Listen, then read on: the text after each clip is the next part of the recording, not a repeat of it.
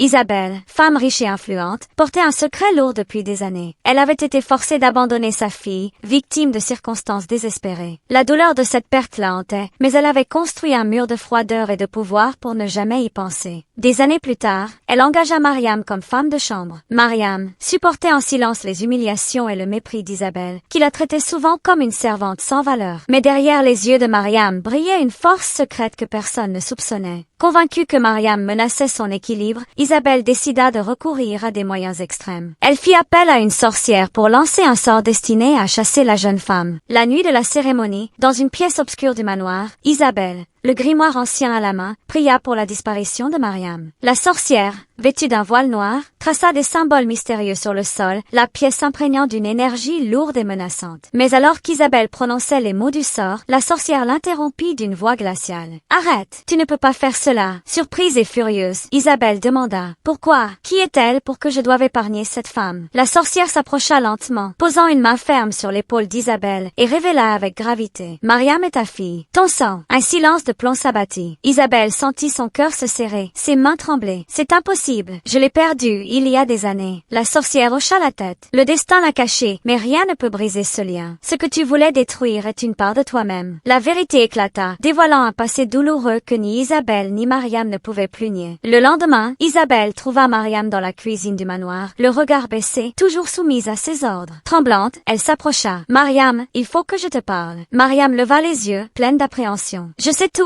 murmura Isabelle, la voix brisée. « Tu es ma fille. » Mariam, longtemps blessée par le traitement cruel de cette femme qu'elle avait appris à redouter, sentit un espoir nouveau naître. Petit à petit, mère et fille commencèrent à reconstruire ce qui avait été brisé. Confiance, amour, pardon. Isabelle comprit alors que la vraie richesse n'était pas dans ses biens, mais dans le lien retrouvé, plus fort que toutes les peurs et les erreurs du passé.